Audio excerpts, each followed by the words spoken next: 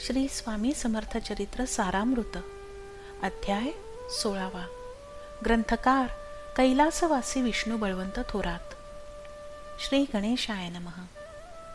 भक्तांच्या कल्याणासाठी दत्तप्रभूंनी अक्कलकोट नगरात श्री स्वामी समर्थ रूपात अवतार घेतला. स्वामी भक्तांपैकी सर्वात श्रेष्ठ अशा स्वामीपुत्रांचे चरित्र ऐकण्याने मोठे दोष नाहीसे होतील. मुंबई या प्रसिद्ध शहरात हरिभाऊ मराठे हे नोकरदार आनंदाने राहत होते. हरिभाऊ हे पूर्वी कोकणातल्या राजापूर तालुक्यातील इटिया गावचे खोत होते. त्यांचे आईवडील गावीच राहत.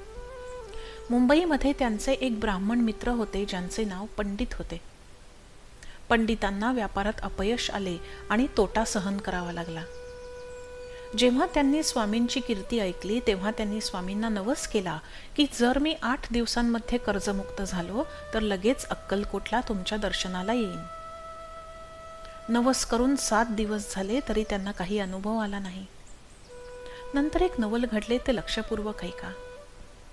हरिभाऊ आणि त्यांचे गजानन नावाचे एक मित्र अफूचा व्यापार करत होते. पण त्यात आपल्याला नुकसान सहन करावे लागणार आहे असा त्या दोघांनाही अंदाज आला. तेव्हा त्यांनी एक युक्ती शोधून काढली. त्यांनी पंडितांना बोलावून घेतले आणि त्यांच्या समोर संपूर्ण परिस्थिती मांडली. मग ते दोघे पंडितांना म्हणाले की हे नुकसान भरून काढण्यासाठी आमच्याकडे पैसे नाहीत. आमची तक्रार जर झाली तर आमच्या प्रतिमेला काळिमा लागेल. त्यावर पंडित म्हणाले की मला सुद्धा कर्ज झाले आहे आणि माझे दिवाळे निघाले आहे. तुम्ही दोघे कर्जमुक्त व्हावे म्हणून एक युक्ती करूया. तुमच्या पेढीवर मी असे लिहून देतो की मी तुमचा मालक आहे. हरिभाऊ आणि गजानन या दोघांनी ते त्वरित मान्य केले. पंडितांनी सांगितले तसे केल्यावर काय नवल घडले ते ऐका. अफूचा भाव वाढला म्हणून व्यापारात नफा झाला हे आनंदाने सांगायला मारवाडी पंडितांकडे आला. हे ऐकून पंडितांना खूप आनंद झाला. घडलेले सर्व वृत्त त्यांनी हरिभाऊंना सांगितले. अक्कलकोटच्या स्वामी समर्थांची ही कृपा की मी कर्जमुक्त झालो. त्यांना नवस केला होता त्याप्रमाणे आता मी त्यांच्या दर्शनाला जाणार आहे. हे पंडितांचं वाक्य ऐकून हरिभाऊ आणि गजानन या दोघांनाही आश्चर्य वाटले. ते दोघे पंडितांना म्हणाले की ज्यांनी तुमची इच्छा पूर्ण केली असे ते स्वामी जर अक्कलकोटला वास्तव्याला असतील तर आम्ही सुद्धा येतो तुमच्यासोबत स्वामींच्या दर्शनाला, जेणेकरून आमच्या जन्माचे सार्थक होईल. मग गजानन, हरिभाऊ आणि पंडित असे तिघे मिळून अक्कलकोटला गेले. त्यांनी स्वामींचे दर्शन घेतले आणि भक्तिभावाने स्वामींची पूजा केली. हरिभाऊ तल्लीन होऊन स्वामींना एकटक बघत राहिले. जेव्हा ते तिघे स्वामींना भेटले तेव्हा स्वामींनी पंडित यांना राम या नावाने हाक मारली, गजानन यांना शिव या नावाने हाक मारली आणि हरिभाऊंना मारुती या नावाने हाक मारली आणि त्या प्रत्येकाला मंत्रोपदेश सुद्धा दिला.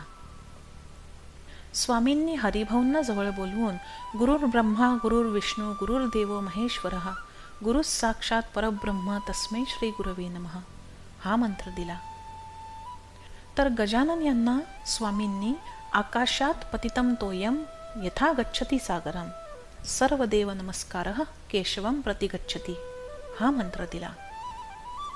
आणि पंडितांना स्वामींनी इदमेव शिवम इदमेव शिवम इदमेव शिवम इदमेव शिवः हा मंत्र दिला.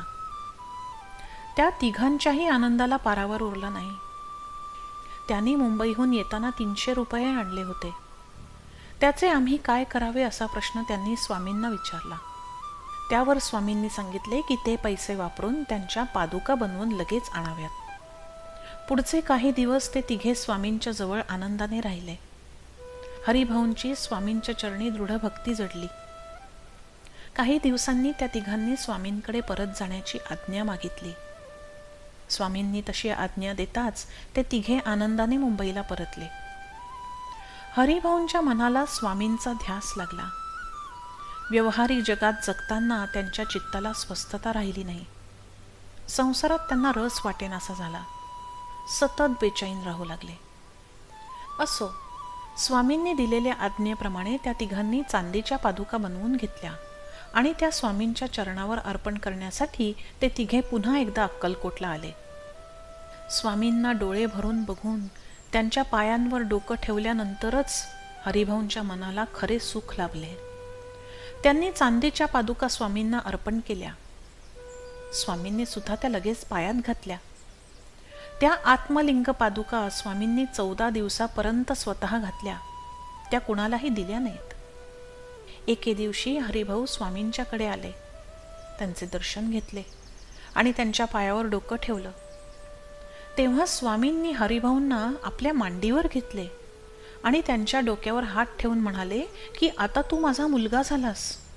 तू भगवे वस्त्र घाल, संसार सोडून दे. मग स्वामींनी हरिभाऊंना छाटी, कफनी आणि झोळी दिली. हरिभाऊंनी सुद्धा ताबडतोब ते सर्व काही स्वीकारले.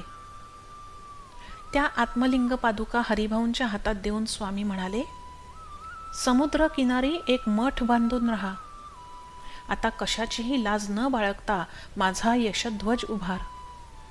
कुठलाही संकोच न बाळगता लोकांना भजन मार्गाला लाव.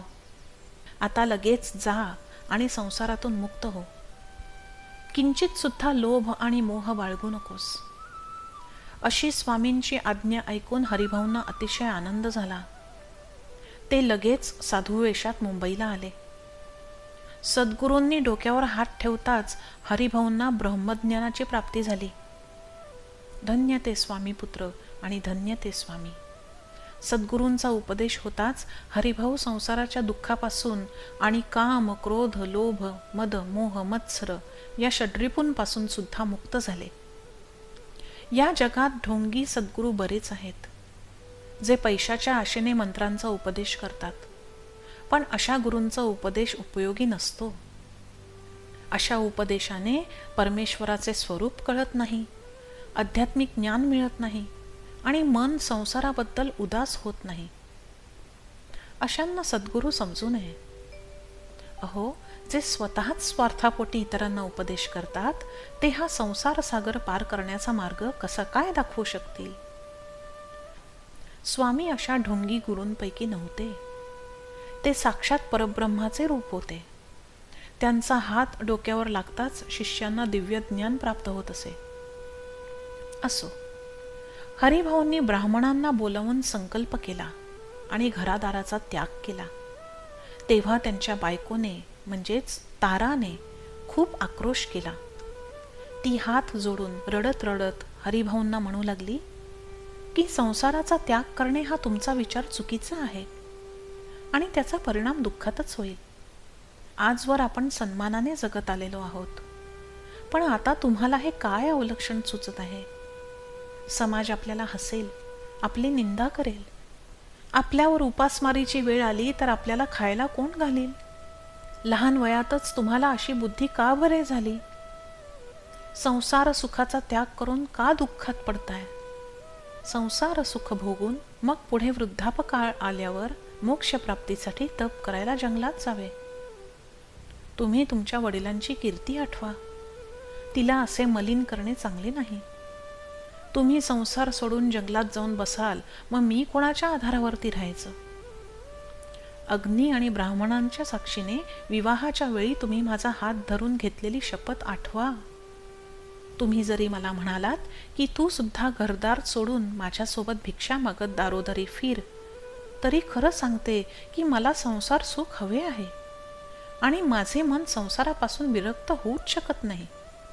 तुम्ही केलेल्या संसाराच्या त्यागाला पुण्य कोण बरे म्हणेल? कुटुंबाला उपाशी मारायचे आणि सर्वस्वाचा त्याग करायचा याला पुण्य म्हणत नाहीत, तर पाप म्हणतात. मी तुम्हाला हात जोडून विनंती करते की हे प्राणप्रिया, तुम्ही आपले मन स्थिर करा आणि आपला हा विचार सोडून द्या. तिचे हे बोल ऐकून स्वामीपुत्रांनी तिची विविध प्रकारांनी समजूत घालण्याचा प्रयत्न केला.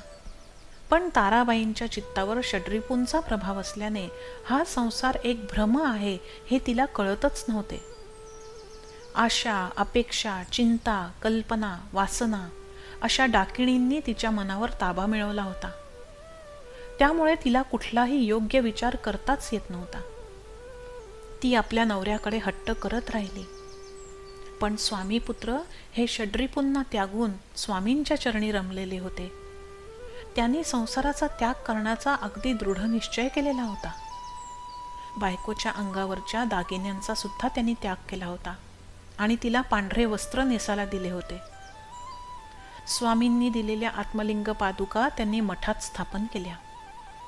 तेव्हा कामाठीपुऱ्यात स्वामींचा मठ स्थापन करून हरिभाऊ एक संन्यासी बनून राहू लागले. धन्य धन्य ते स्वामी पुत्र जे गुरु आज्ञेने विरक्त झाले. पण समाज त्यांची निंदा करीत असे, त्यांना विविध प्रकारे दोष देत असे. हरिभाऊंनी पूर्वजन्मी केलेल्या तपाचे फळ म्हणून त्यांना सद्गुरूंच्या चरणाशी स्थान मिळाले आणि त्यांची संसारातल्या दुःखापासून कायमची मुक्तता झाली.